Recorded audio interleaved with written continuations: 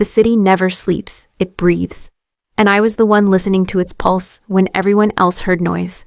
At 2:17 a.m., downtown Seattle sounds different. The traffic thins, the rain softens into mist, and the intersections stop pretending they're orderly. That's when the system tells the truth, not in error logs or dashboards. In hesitation, in a half-second delay between green and red that only someone who has lived inside the grid can feel in their bones. My name is Evan Cole. I'm 23. I don't have a title anyone respects at dinner parties. No one introduces me with pride. But for 4 years, I was the last human filter between a living city and a mathematical guess. I worked nights in the Municipal Transit Control Center, a concrete bunker buried 3 stories underground, right beneath a building that used to be a bank before money went digital and honesty went extinct. The room smelled like recycled air, burnt coffee, and ozone. 42 screens, 8 control clusters, one system pretending it understood a city built on hills, rain, old bridges, and human impatience. The system's name was Aurora, Adaptive Urban Routing Algorithm. Marketing loved that name. Engineers hated it.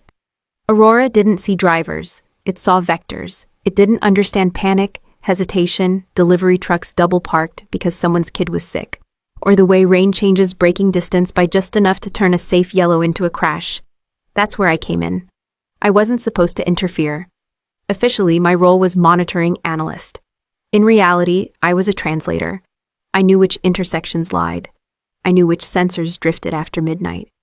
I knew that when fog rolled in from Elliott Bay, the LiDAR on 5th, and Jackson started hallucinating phantom cars, I compensated. Quietly. Constantly. I learned early that if I did my job perfectly, no one would notice I existed. That was my mistake. At 2:41 a.m., the rain thickened. I watched the traffic density map bloom like a bruise along the waterfront. Freight reroutes from a late ferry, nothing unusual. I adjusted 3 timing offsets manually, nudged a priority corridor by 0.3 seconds, and the city exhaled. Green waves smoothed out. No horns, no sirens. I took a sip of coffee that had been reheated so many times, it tasted like regret. Then my terminal chimed. Calendar invite, 9:08 a.m. Subject, Operational Streamlining Review. Attendees, Executive Oversight, Systems Modernization, HR No Agenda. That's never good. I leaned back in my chair and stared at the ceiling. There was a hairline crack shaped like a river delta.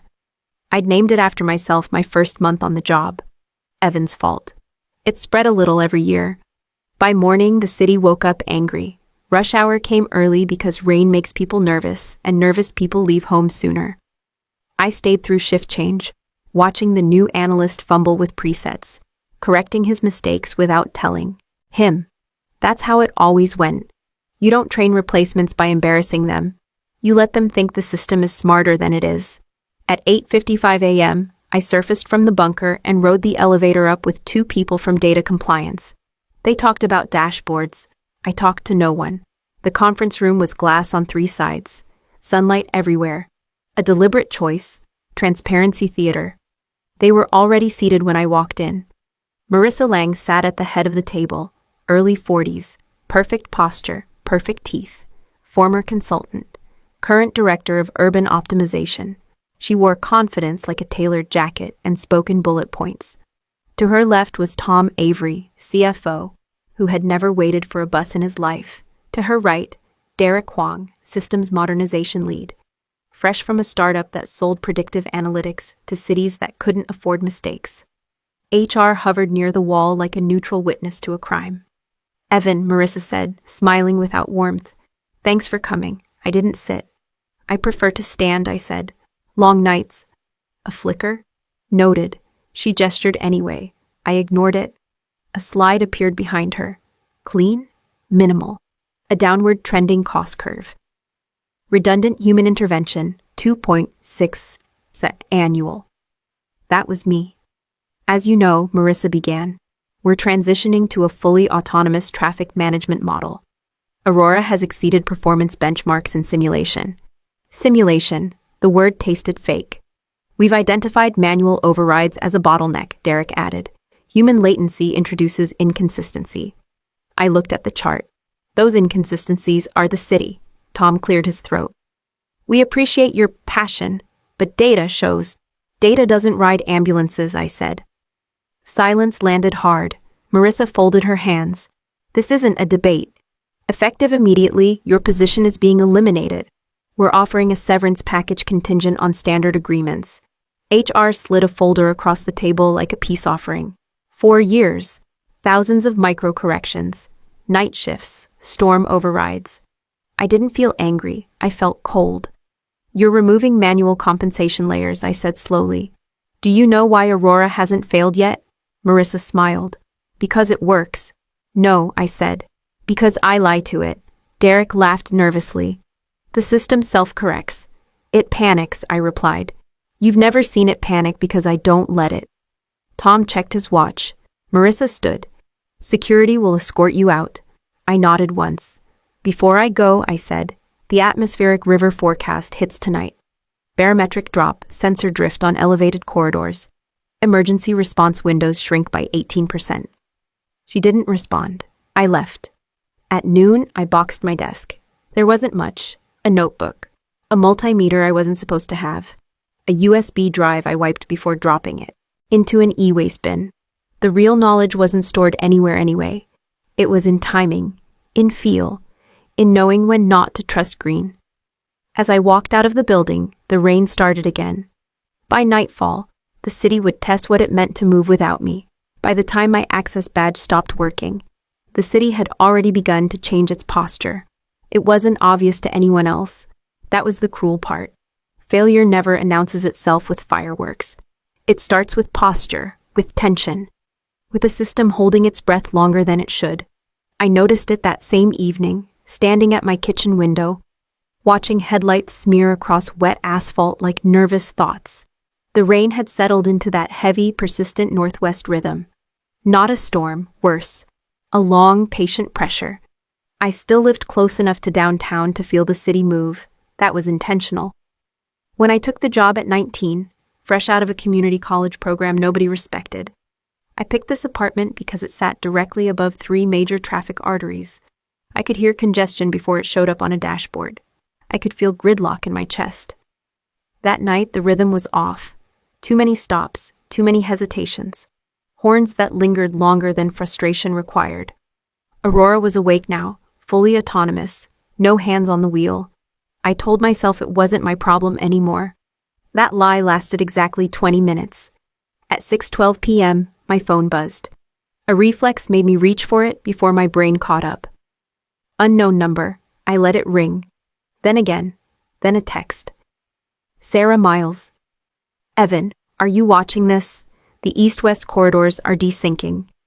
Derek says it's fine, but the offsets look wrong. Sarah, 26. Smart. Too careful for this city. She'd been my shadow on the night shift for almost a year. I taught her how to listen instead of look. I typed nothing. I turned the phone face down. From my window, I watched a bus miss its green by a fraction. Just enough to clip a red wave.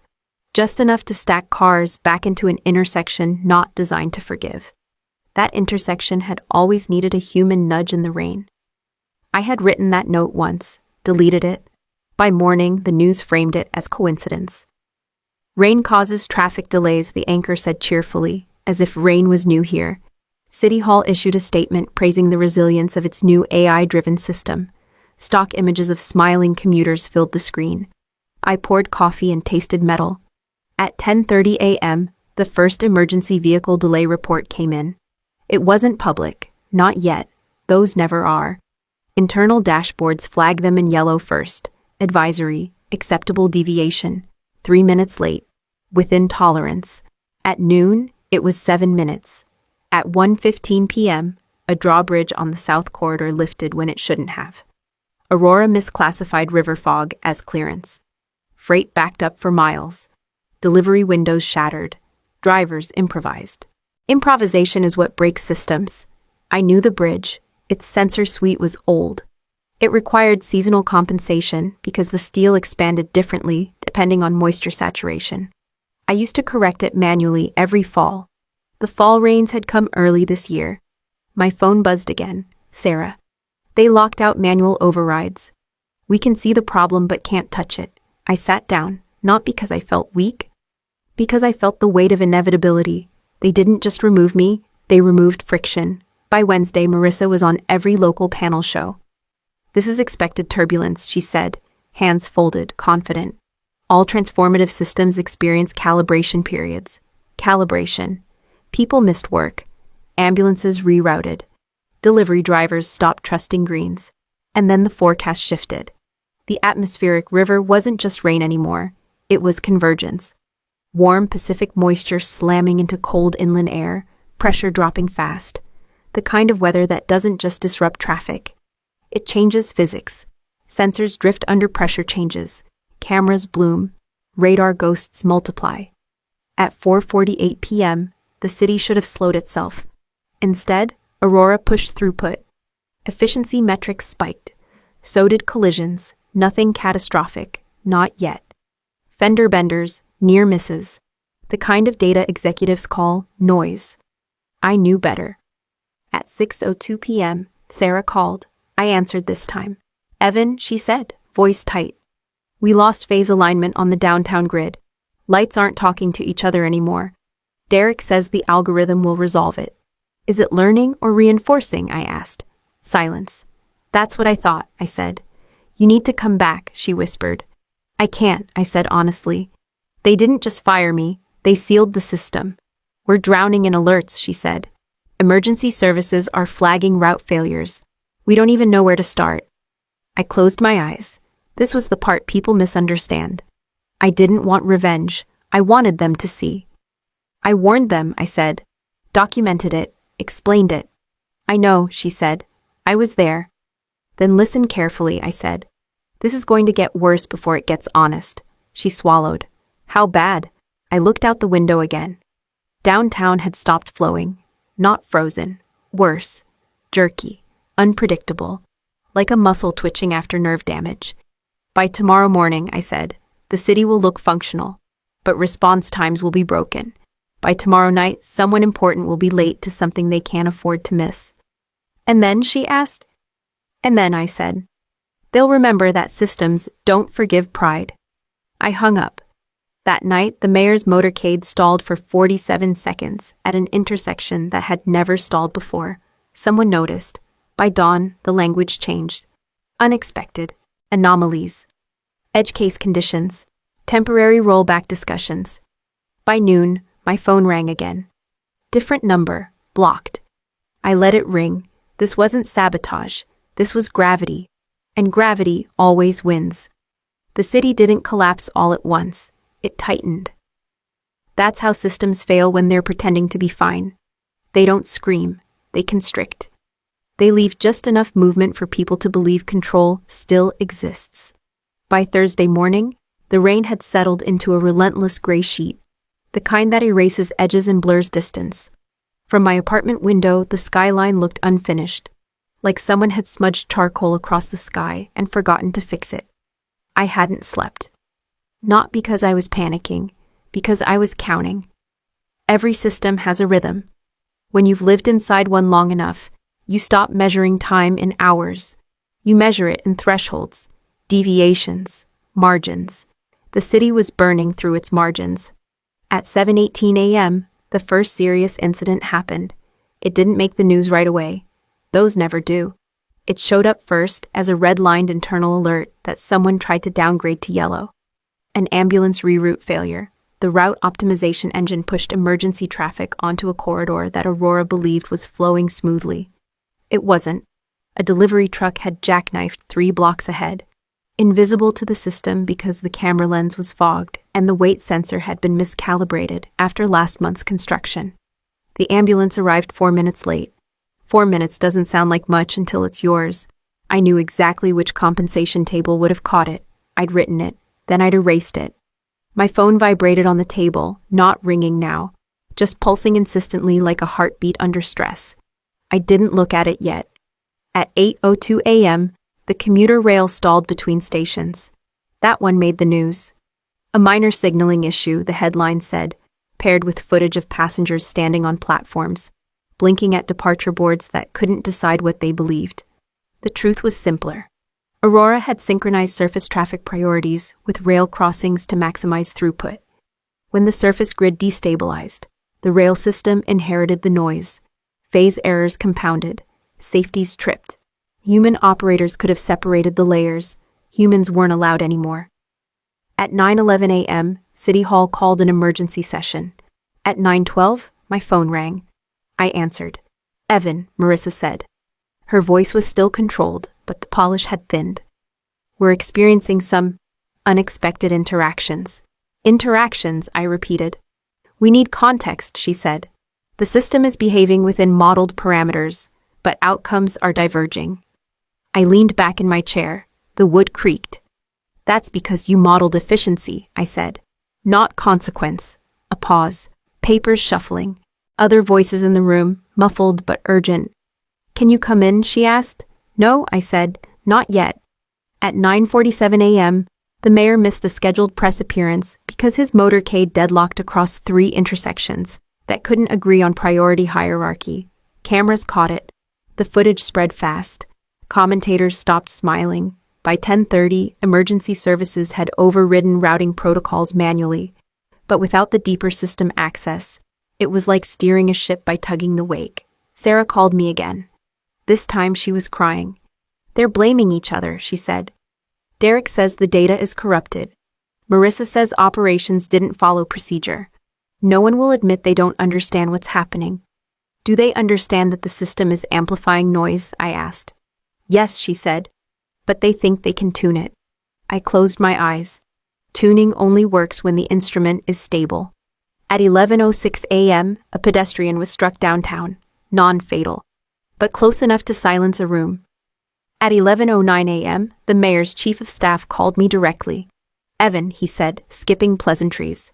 "We need you." "I warned you," I replied. "Yes," he said quietly. "We should have listened."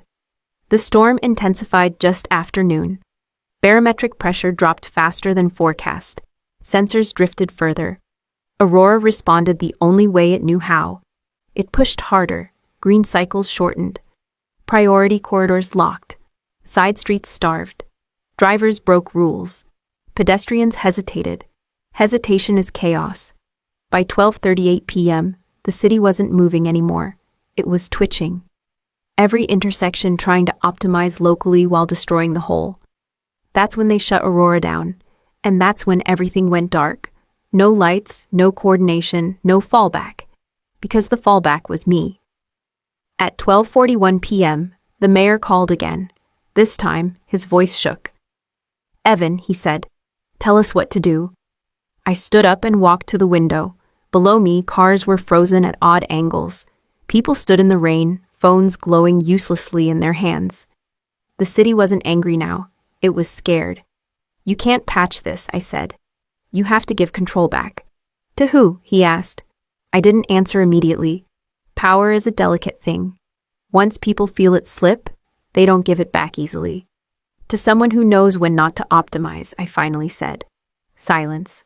Then, softly, "What are your terms?" I closed my eyes. The city waited. When power disappears, people don't panic immediately. They negotiate with reality. I watched it happen from the window. Drivers stepping out of cars, looking both ways at intersections that no longer spoke. Cyclists inching forward, unsure who had the right to exist. Pedestrians forming temporary tribes, waving each other through like survivors of a small disaster that hadn't earned a name yet.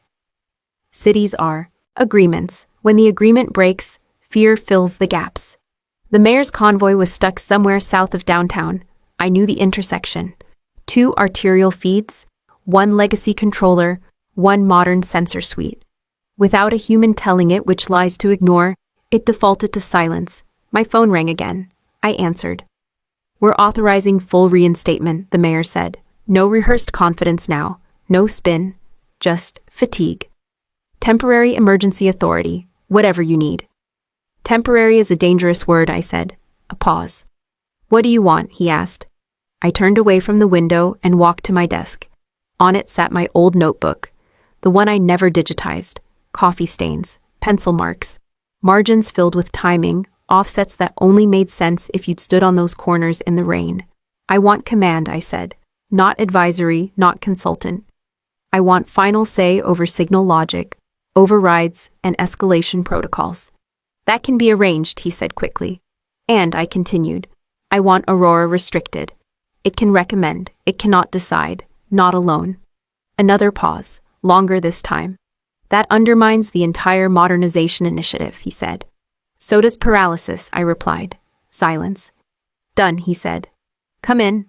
I arrived at the Transit Control Center at 1:26 p.m. Security didn't stop me. They nodded like people greeting a doctor in an emergency room. Inside, the room looked wrong without motion. Screens dark. Backup indicators glowing amber. The city reduced to potential energy. Sarah was there. Her eyes snapped up when she saw me. Relief broke across her face so fast it almost hurt to watch. They locked everything, she said. Even the manual breakers. Of course they did, I said. Fear loves locks. Marissa stood near the back of the room. She didn't approach, didn't speak. The confidence she wore so well had slipped, and underneath it was something brittle. I didn't acknowledge her. I dropped my bag, rolled my shoulders once, and sat at the central console. The chair felt familiar, too familiar. I logged in. They hadn't revoked my credentials properly. They never do.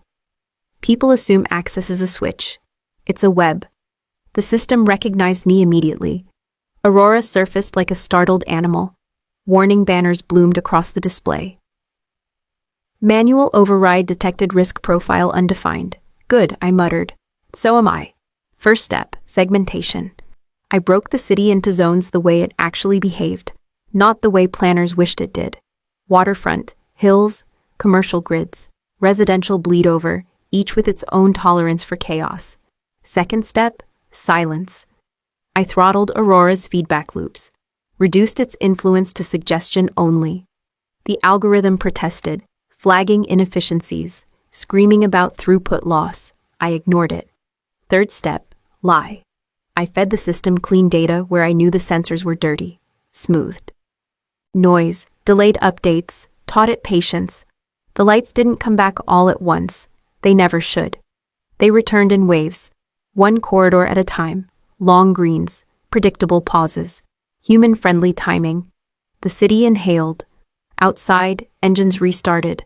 Horns softened. Motion returned. Not perfect. Real. By 2:11 p.m., emergency routes were clear. By 2:19, the rail resumed movement. By 2:34, the mayor's convoy reached City Hall. Applause broke out behind me. I didn't turn around. When you fix something this large, celebration feels inappropriate, like clapping at a funeral because the casket closed smoothly. I stood and faced Marissa. This wasn't malicious, she said quietly. We believed in the data. I know, I said. That's what scares me. The mayor entered the room then, tie loosened, eyes bloodshot. You saved the city, he said. No, I corrected. I reminded it how to listen. He nodded, unsure what to do with that. Contracts were drafted that afternoon. Emergency authority extended into permanent oversight. Aurora reclassified as assistive, not autonomous. A new review board formed. Half the modernization team quietly reassigned. Derek didn't meet my eyes when he left. Sarah stayed. She stood beside me as the last alerts faded to green. You could have let it burn, she said softly. I thought about it, I admitted. But cities remember who abandons them. She smiled. Tired, proud. Outside, the rain eased. Not stopped. Just softened, like the city had forgiven itself. That night, I walked home instead of taking the bus. I passed intersections I'd tuned by hand. Watched people cross without thinking about timing or thresholds or drift. That's the goal. Invisibility. Back in my apartment, I opened the notebook and wrote one final line on the last page. Optimization is knowing when to stop optimizing. The city hummed again, and for the first time since I'd been fired, I slept.